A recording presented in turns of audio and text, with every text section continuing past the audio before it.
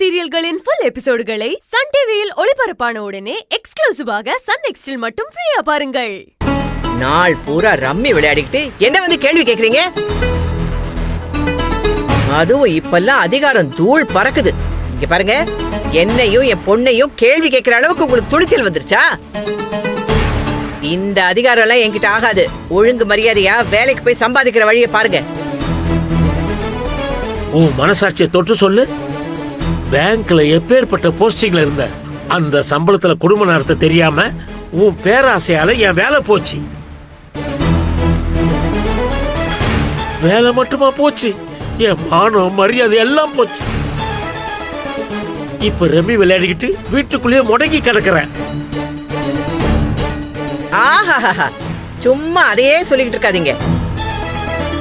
அவன் சைடு இன்கம்லயே வீடு நிலம்னு வாங்கி ஓஹோன்னு இருக்கான். உங்களுக்கு பொழைக்க தெரியல, ஆனா வாய் மட்டும் நீளுது.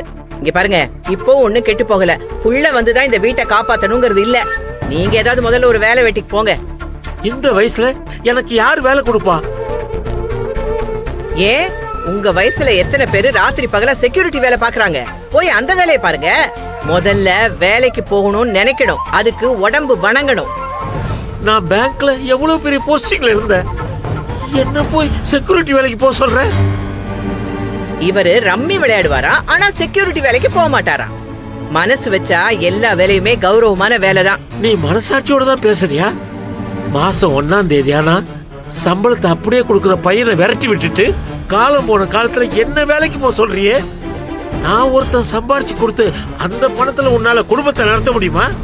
என்ன குத்தம் சொல்றேன்னு நீ செய்யற தப்ப மறந்துடாத. மகாவ உன் புருஷனை பிரிஞ்சு போன்னு சொன்னது தப்பு. அப்படி சொன்னில, இப்ப நீ உன் மகனையே பிரிய வேண்டி வந்துடும். அது எப்படி செல்வம் என்ன பிரிஞ்சு போவா? அவ போய் சொல்லிருப்பால. அவ வரட்டும்னு தான் பாக்குறேன். இன்னும் ஆளை காணும். என்கிட்ட பேசினா வரன்னு தான் சொல்லிருக்கான். வரட்டும், நியாயத்தை அவனே சொல்லட்டும். வரட்டும். உங்க கூட பேசிக்கிட்டு எனக்கு தலைவலி தான் ஜாஸ்தி ஆகும். வாடி, ஒரு டீ போட்டு குடிப்போம். அவன் வந்தா கூப்பிடுங்க.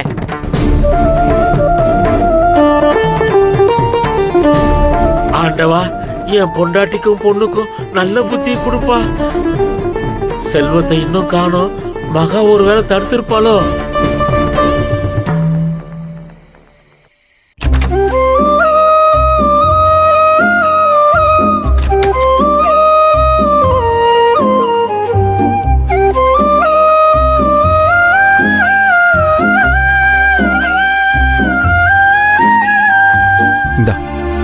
டீ குடி.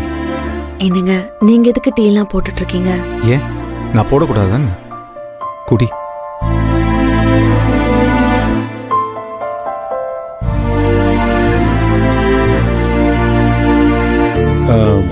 மகா, உங்க அம்மா வீட்டுக்கு எதுக்காக போயிருந்த? இந்த குழப்பத்துல ஒரு நல்ல விஷயத்த உங்ககிட்ட சொல்லாம விட்டுட்டேங்க.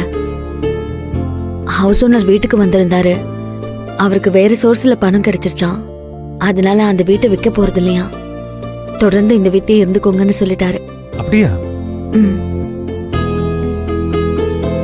வீட்டை காலி பண்ணணுமேங்கிற பிரச்சனை முடிஞ்சுதுங்க. இத உங்ககிட்ட போன் பண்ணி சொல்லணும்னு நினைச்சிட்டு இருந்தேன். அதுக்குள்ளதான் வீட்டு வாசல்ல பழைய பட்டுப்புடவை வாங்குறவன் வந்தான். அவன்கிட்டதான் அத்தையோட பட்டுப்புடவைய பார்த்து அதை வாங்கிட்டு போய் அத்தை கிட்ட கொடுக்கலான்னு நினைச்சுதான் நான் கிளம்பி போனேங்க. ஆனா என்னென்னமோ நடந்து போயிடுச்சு. சரி, டீ குடி.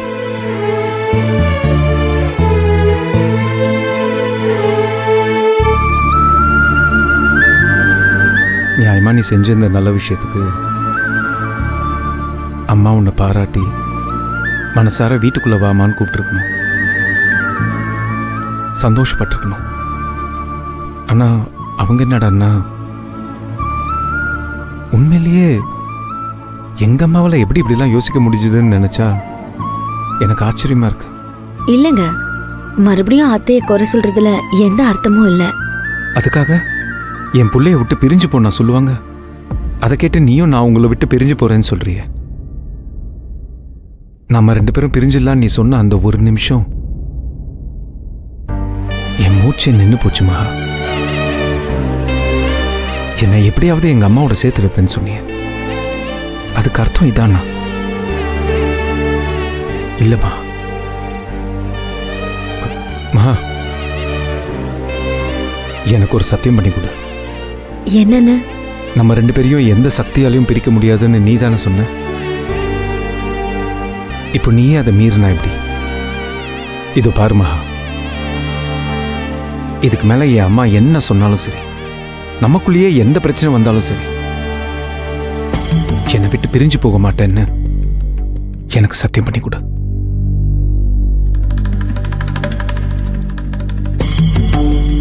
மகா,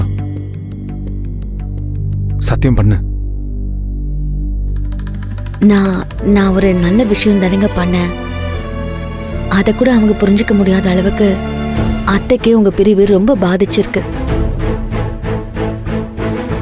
எனக்கு அவங்கள பார்க்கவே ரொம்ப பாவமா இருந்துச்சுங்க. நான் வேற என்னங்க பண்றது? அதுக்காக நாம 2 பேரும் பிரிஞ்சு போறது வழி கிடையாது மகா. இப்போ நீ நல்லது தானே செஞ்ச. இதே மாதிரி நம்ம 2 பேரும் தொடர்ந்து அவங்களுக்கு நல்லது செஞ்சுட்டே இருப்போம்.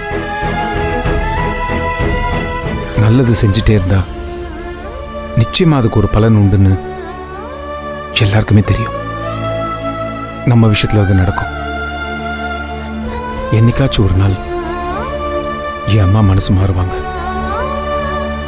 ஆனா அது வரைக்கும் உன் வாயிலிருந்து இப்படி ஒரு வார்த்தை வரவே கூடாது. என்னைக்குமே நாம சாவற வரைக்கும் இந்த ஒரு வார்த்தை உன் வாயிலிருந்து வரவே கூடாது. எனக்கு சத்தியம் பண்ணு.